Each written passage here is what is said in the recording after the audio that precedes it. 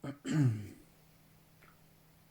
لله رب العالمين والصلاة والسلام على أشرف الأنبياء والمرسلين نبينا محمد وعلى آله وصحبه أجمعين أما بعد. نعم, so we continue بإذن الله تعالى with reading through these hadith from Bulugh and Maram pertaining to the ahkam and the rulings in relation to fasting. And we had reached the hadith of Abi Hurairah radiallahu ta'ala anhu pertaining to the ruling on fasting midway through Sha'ban. And that is the hadith of Abi Hurairah radiallahu ta'ala anhu أن رسول الله صلى الله عليه وسلم قال إذا انتصف شعبان فلا تصوموا رواه الخمسة واستنكره أحمد. There's the hadith of Abi Hurairah radiallahu ta'ala anhu that the Messenger of Allah sallallahu alaihi wasallam said that if Sha'ban reaches midway, then do not fast. And this hadith is collected by Al-Khamsa, the 5 books, so it's found in the 5 books of hadith. And Imam Ahmad declared this hadith to be munkar. طيب, so firstly, ya ikhwan, we will discuss bi'idhnillahi ta'ala that which Ibn Uthaymeen rahimahullah ta'ala mentions pertaining to this hadith itself. So he mentions firstly, the first point, that this hadith itself is something that the ulama rahimahumullah that they have differed over. As we discussed previously in a previous lesson when we spoke about fasting in Sha'ban, that this hadith is something that the scholars have differed over whether it is accepted or not. That they have differed over whether it is accepted or not. So some of them have said that it is not accepted. Why? Because it contradicts the authentic ahadith in relation to this. فَيَكُونْ شَاذًا. So it becomes a hadith that is known in the sciences of hadith as shadh. That it has shudud within it. It has some irregularity within it. And the reasons for this is firstly أنه ثبت عن النبي صلى الله عليه وسلم أنه قال لا تقدموا رمضان بصوم يوم ولا يومين. And the reasons for this is firstly that which has been authentically established on the Prophet صلى الله عليه وسلم, that he said, do not precede Ramadan by fasting a day or two before it. Do not precede Ramadan by fasting a day or two before it. And this hadith is in Sahihain, in the 2 Sahihs, as we had mentioned previously when we discussed this hadith. And how is this hadith a proof? And how is this hadith a proof to say that the previous hadith is shadh? And that is from the understanding of the hadith. As we discussed previously, that this prohibition of not preceding Ramadan by fasting a day or two, then it means, what is understood from it, is that fasting before this period is permissible. So since we have a prohibition of fasting this set period, which is a day or two before Ramadan, then anything before that is permissible. So that is the first angle. The second one, أن النبي صلى الله عليه وسلم كان يكثر الصيام في شعبان حتى كان يصومه إلا قليلا. That the Prophet صلى الله عليه وسلم, that he used to increase in fasting in the month of Sha'ban. To the extent that he would fast almost all of it except for a bit, except for a small portion of it. وَلَمْ يَكُنْ صلى الله عليه وسلم ليصوم شيئا مكروها. And he صلى الله عليه وسلم, that he would not fast something that was disliked. He would not fast a fast that is disliked. إلا أن يبين أن هذا من خصائصه كما بين ذلك في الوصال. except that he ﷺ would have clarified that this is from those khasa'is, those specialities, something that is specific for him sallallahu alaihi wasallam, just as he did in relation to wisal, when he said ayyukum mithni, that which one of you is like me. And when we discussed the hadith of the prohibition of al-wisal, of continuous fasting, ولذلك استنكر الإمام أحمد هذا الحديث وقال إنه شاذ فلا يعمل به. And this is why Imam Ahmad rahimahullah ta'ala, he held this hadith to be munkar, or to be shadh. He said that this hadith is shadh and it is not to be acted upon. طيب, so this is the first opinion, that these are the two evidences or the two angles for the first opinion that this hadith is not accepted. But as for those who say that it is accepted, and this is the second opinion, that those who authenticate it or hold it to be maqbool, hold it to be accepted, that they say إن النهي عن تقدم رمضان بصوم يوم أو يومين التحريم والنهي عن الصوم بعد نصف شعبان للكراهة. So they make a distinction. They make a distinction. And they say that the prohibition of preceding Ramadan by fasting a day or two before it, that this is a prohibition that is haram. This is something that is not allowed. It's impermissible. Person is sinful if he does so. As for the prohibition of fasting after halfway of Sha'ban, then this is something that is lil kiraha, that it is disliked. So they make the distinction here between the two. Or madhab al-Shafi'iyyah. This is the madhab of the Shafi'iyyah. ثم إنه للكراهة إذا خص النصف الأخير بالصوم. So it becomes disliked. This is the argument that they bring now. They say that it becomes disliked if a person specifies. If he specifies that he's going to fast this last part of Sha'ban, the last half of Sha'ban. If he specifies this, then it is something that is disliked for him. أما إذا كان قد صام شعبان من أوله فلا كراهة بالاتفاق. As for if he was to fast Sha'ban from its beginning, then there is no kiraha. It is not disliked بالاتفاق. And this is something that is agreed upon. لأن قوله صلى الله عليه وسلم إذا انتصف شعبان فلا تصوموا ليس المراد به لا تستمر في الصوم. Because his statement صلى الله عليه وسلم, when Sha'ban reaches midway, then do not fast, that the intent of this is not that he intended صلى الله عليه وسلم يعني لا تستمر في الصوم, do not continue to fast. So this is the argument they bring باختصار, يعني in a concise manner. And the rajih, the correct opinion, wallahu a'lam, as Ibn Uthaymin rahimahullah ta'ala mentions here, أن يقال إن الأولى عدم الصوم. That we say, or that it is said, that what is more befitting, that what is best, is that a person doesn't fast. That when Sha'ban reaches midway, that a person doesn't fast. ولا نقطع بالكراهة لكون هذا الحديث ضعيفا. And we do not cut off this dislike here simply due to the fact that this hadith is ضعيف, is weak. والله تعالى أعلم. طيب, we move on to the next hadith بإذن الله, and that is the hadith pertaining to fasting يوم السبت, on a Saturday. It's the hadith of الصماء بنت بصر رضي الله تعالى عنها أن رسول الله صلى الله عليه وسلم قال لا تصوموا يوم السبت إلا فيما افترض عليكم فإن لم يجد أحدكم إلا لحاء عنب أو عود شجرة فليمضغها. رواه الخمسة ورجاله ثقات إلا أنه مضطرب وقد أنكره مالك وقال أبو داود هو منسوخ.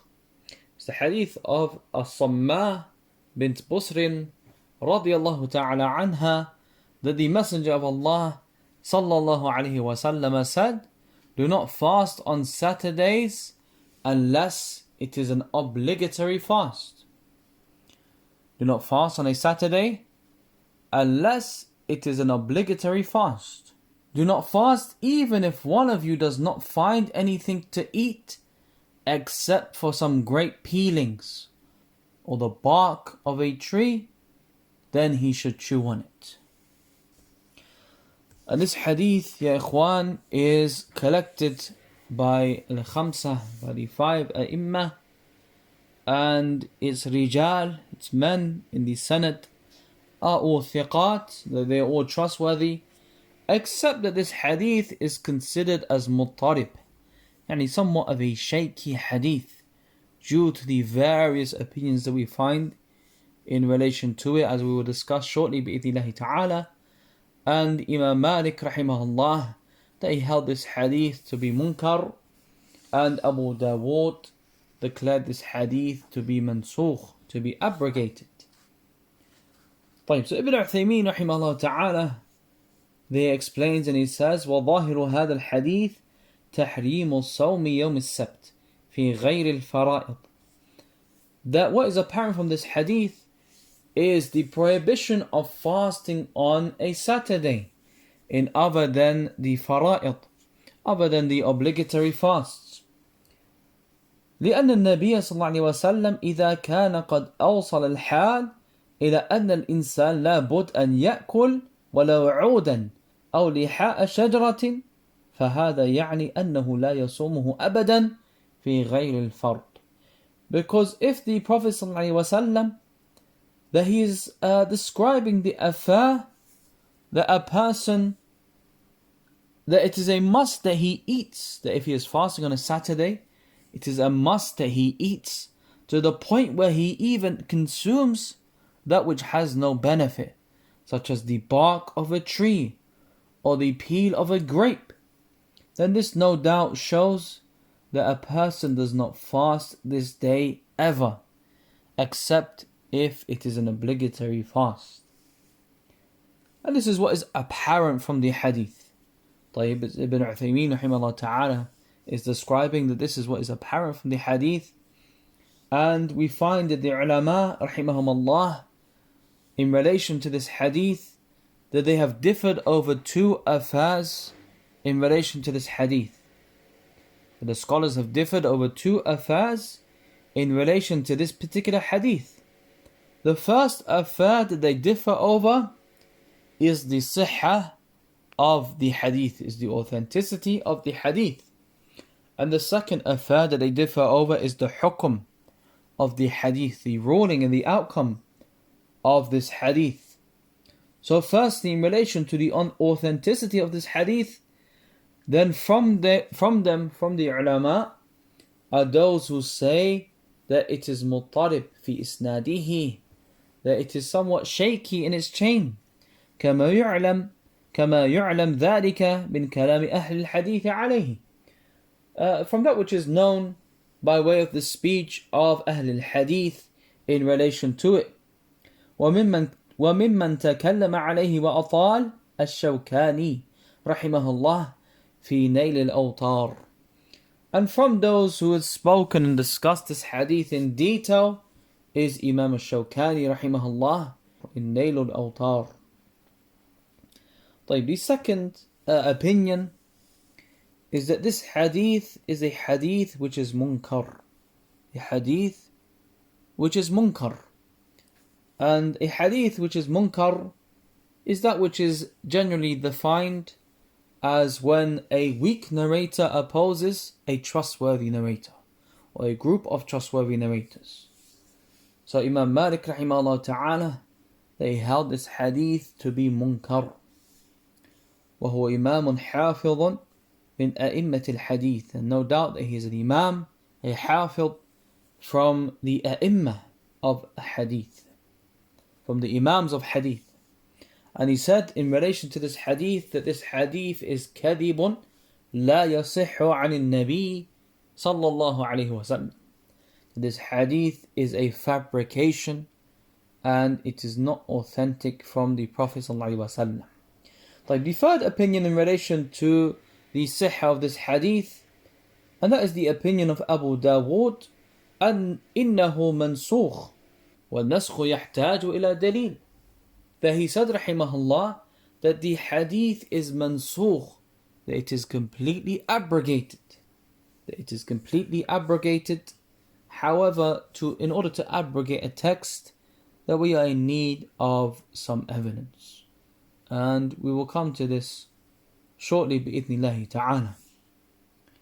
And there are some other opinions that Ibn Uthaymeen rahimahullah ta'ala mentions in relation to this hadith, and from them, and perhaps you can include this as a fourth opinion that we will quickly mention bi'idhnillah, and that is that some of the ulama that they hold this hadith to be shadh, and a fifth opinion is that some of the ulama that they hold this hadith to have nakara in its matan, to have some nakara في متنه من حيث القواعد الشرعية, that there is some opposition, that we find some opposition to the Islamic principles that are found within this hadith. This is an angle that some of the ulama that they had come from and they had approached this hadith with, as we will find out, as we will mention bi'idhnillahi ta'ala shortly. As for the hukum of the hadith, then some of the ulama that they hold that likewise the ruling of the hadith is mansukh, is abrogated. That some of them have said that the ruling of the hadith is mansukh, is abrogated. And they have differed over whether or not this ruling that it still stands and it is established, meaning the ruling of fasting on a Saturday, whether it's something that is impermissible, and whether this hadith can be used as an evidence for that or not. So Ibn Uthaymeen rahimahullah ta'ala, he mentions that those who do not hold this hadith to have any authenticity, then there is no need to speak in relation to its hukum, to its ruling, because the hadith lam yathbut, that it is not established. So therefore, if the hadith is not established, and it is considered as mutarib, then there is no need to even look into the ruling of the hadith. But as for those who have authenticated the hadith, or they declared the hadith to be hasan, then they look into the ruling of the hadith. They hold this ruling, or they extract this ruling from the hadith. And that is أنه لا يجوز أن يصوم يوم السبت إلا في الفرض. That it is not permissible to fast on a Saturday except if it is an obligatory fast, regardless of whether a person was to fast alongside that day, whether he was to couple the Saturday with another fast with another day or not.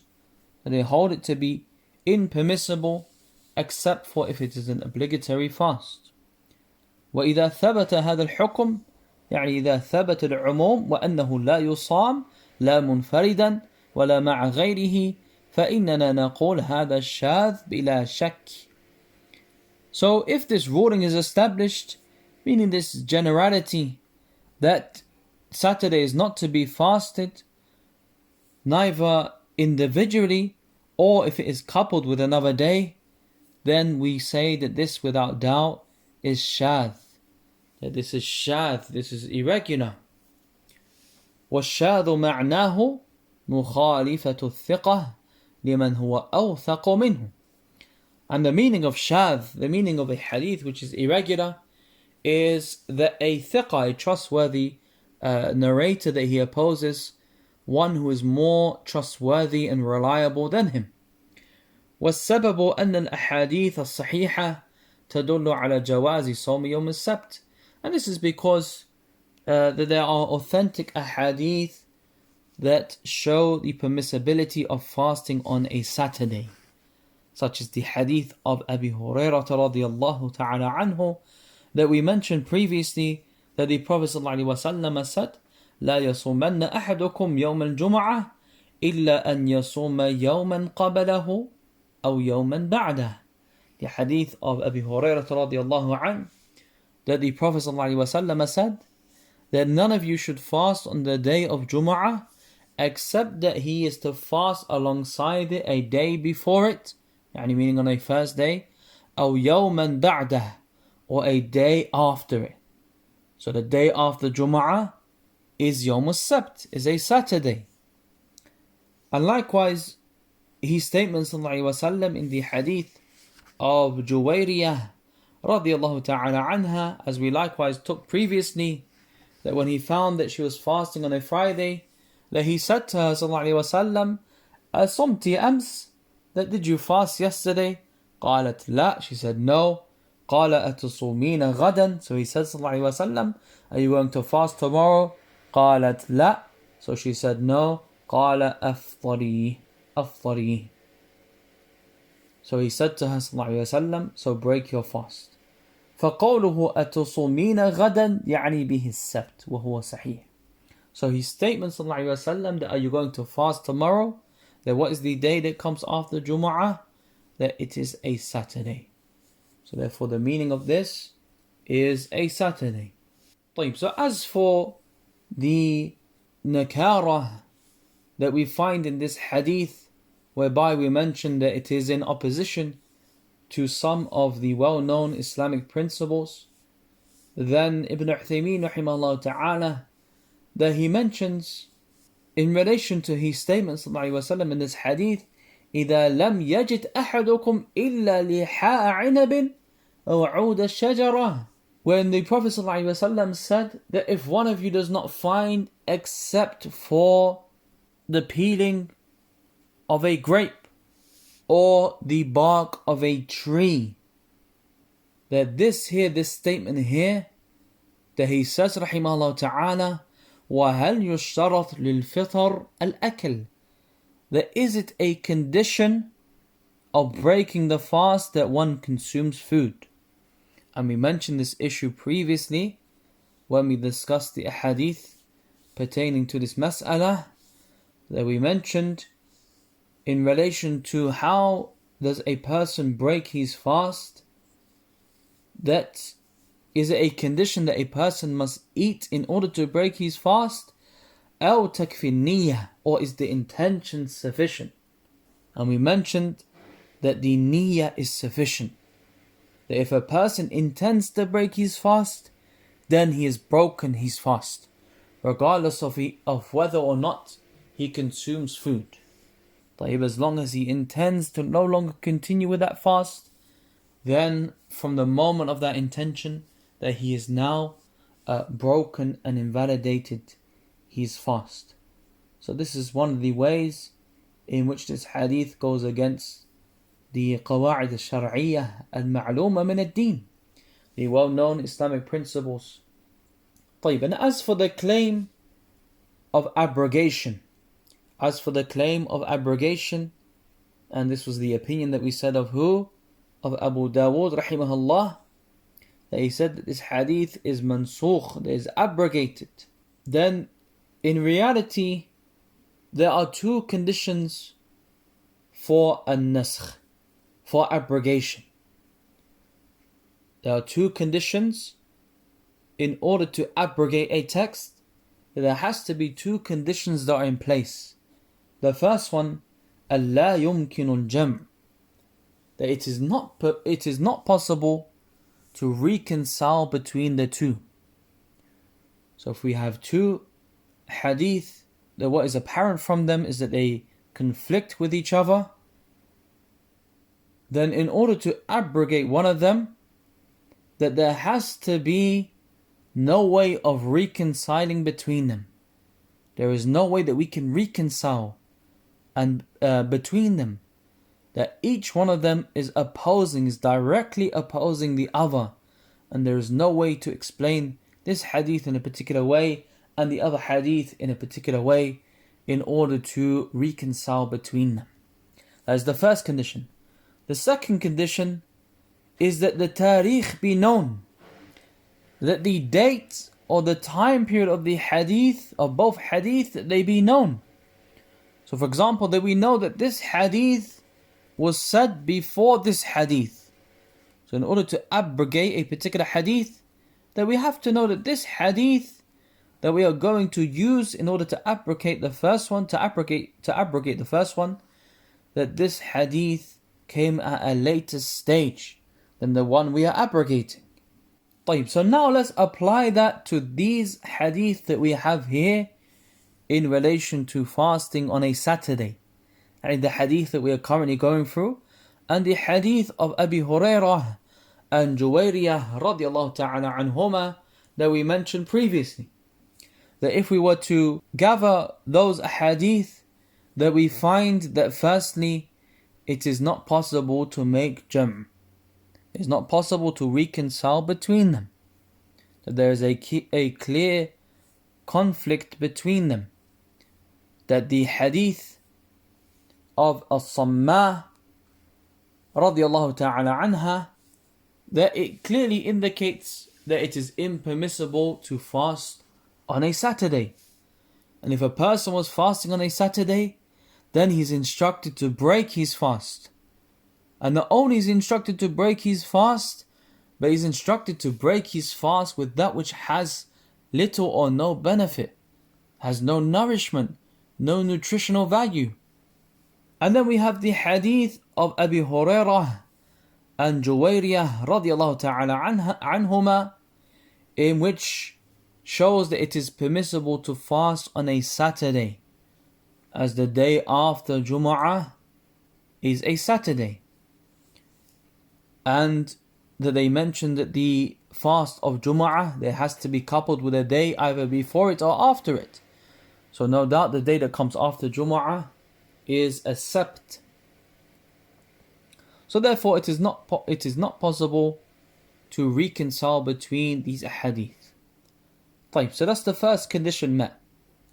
As for the second condition, then the tarikh, the dates of these hadith, of these ahadith, that they are not known. That we do not know which one had preceded the other. So therefore, the second condition of an-naskh is not met. The first one is met, and that is that we are unable to reconcile between them. But the second condition of knowing which one had come first and which one had come after, that this is not met in this particular instance, in relation to this particular hadith. Then Ibn Uthaymeen rahimahullah ta'ala, that he mentions, and the opinion بأنه ينهى عن صومه مطلقة سواء كان منفردا أو مقرونا هذا لا شك أنه قول ضعيف جدا. That the opinion that it is impermissible to fast on the day of Saturday, regardless of whether it is an individual fast, or if a person is fasting that day individually, or if he is coupling it with another day, that this without doubt is a very weak opinion.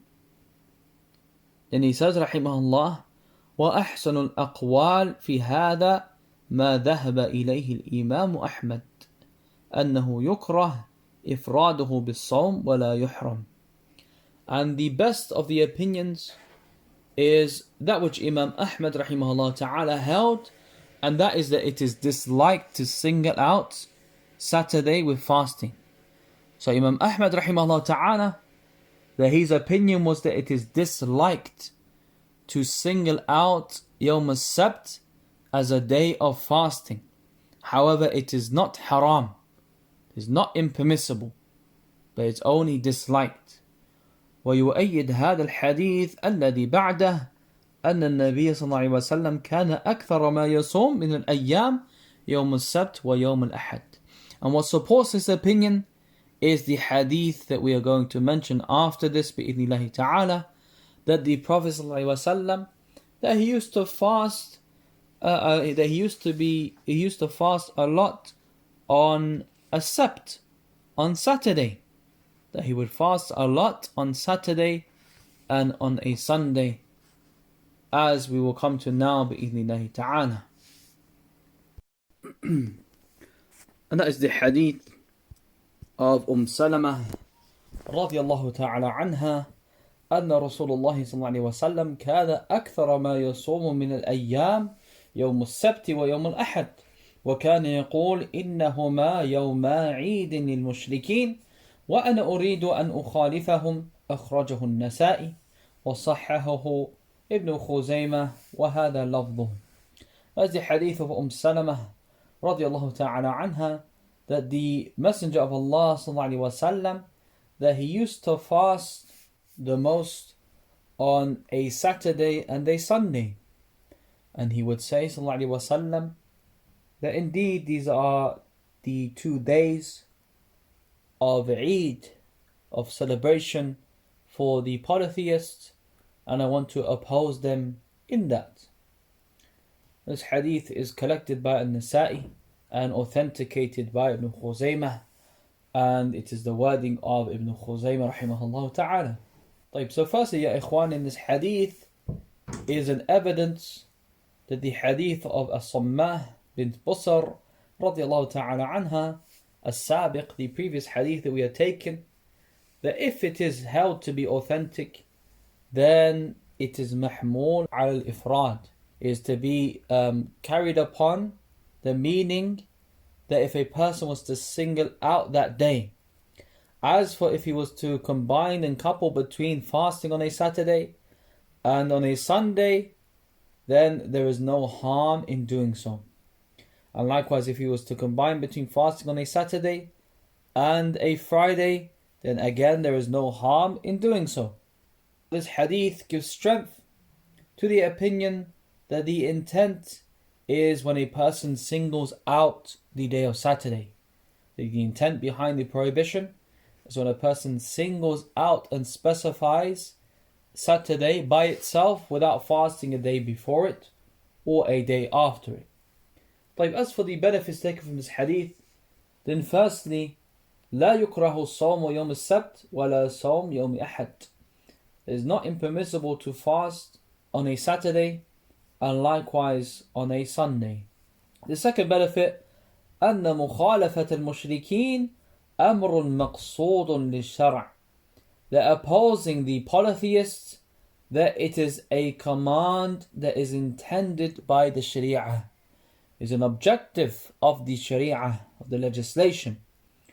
للحديث الصحيح, due to the authentic hadith in which Imam Ahmad rahimahullah ta'ala collected in his Musnad بسند جيد من تشبه بقوم فهو منهم. Whoever resembles a people, then he is from them. And the third benefit we take from this hadith, حرص النبي صلى الله عليه وسلم على مخالفة المشركين.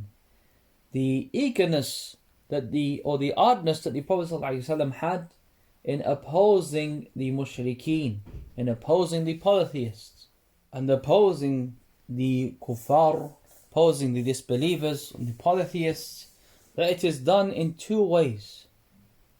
Opposing them is done in 2 ways. The first one is in relation to the umur al-shar'iyyah, to the legislative affairs, the affairs that are considered as religion. فواجبة, so it's an obligation to oppose them in those affairs. بكل حال, فواجبة بكل حال, there is an obligation in every single instance that a person opposes them in those affairs, وبدون تفصيل, without the need for any tafsil, for any elaboration in relation to it. ومن وافقهم فيها فعلى خطر, and whoever agrees with them in those affairs, then he is in severe danger. وَمَنْ رَضِيَ بِأَعْيَادِهِمْ فَعَلَى خَطْرٍ, and whoever is pleased with their celebrations, then he again is in severe danger. فَيَنْبَغِي لِلْمُسْلِمِ مُخَالَفَةَ أَهْلِ الْكِتَابِ فِي أَعْيَادِهِمْ. So it's a must for the Muslim that he opposes the people of the book in their celebrations. And as for the second way in which they are opposed, then it is in the umur al-adiyah, in the regular affairs, the customs and the regular affairs. فَإِنَّ مُخَالَفَتَهُمْ لا شك أفضل وأبعد عن الموالاة والمناصرة. So opposing them in these affairs, that without doubt that it is better and it distances a person even further from having any aid or offering any aid to them and allegiance to them in these affairs. وكل ما كان الإنسان أبعد من الكفار كان أقوى لإيمانه. And the more that a person is further away and distance from the disbelievers, then no doubt the stronger his iman is. طيب, the next benefit that he brings رحمه الله تعالى أنه ينبغي لنا أن نتقصد مخالفة المشركين. That it is a must for us that we intend. It is a must for us that we intend specifically to oppose the mushrikeen. لقوله, taken from his statement صلى الله عليه وسلم, أريد أن أخالفهم, that I intend to oppose them. And the fifth and final benefit, أن اليهود والنصارى مشركون. That the Jews and the Christians, they are polytheists. وَلَيْسُوا مِنْ أَهْلِ الدِّينِ, and they are not from the people of the deen. لقوله صلى الله عليه وسلم إنهما يوم عيد للمشركين. That these 2 days, يعني Saturday and Sunday, that they are days of celebration for the polytheists. They are days of celebration for the polytheists. As a Saturday is a day in which the Jews celebrate, and a Sunday is a day in which the Christians celebrate. So he sallallahu alaihi wasallam, that he referred to them as days that are celebrations of the mushrikeen, the polytheists.